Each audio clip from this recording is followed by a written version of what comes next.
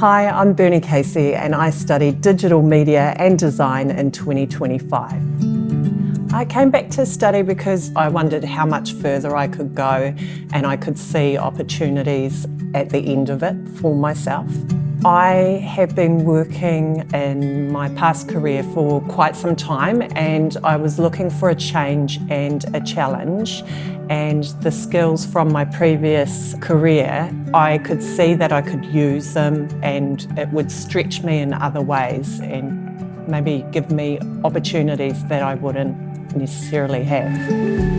My experience in the digital media and design was awesome because I got up each day really wanting to do my best, and also with the support of the tutors and the staff, I was able to do that.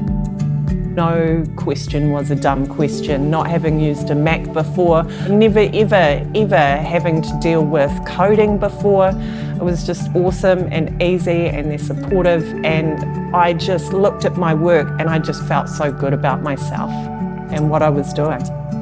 I would totally recommend the certificate. Take the leap.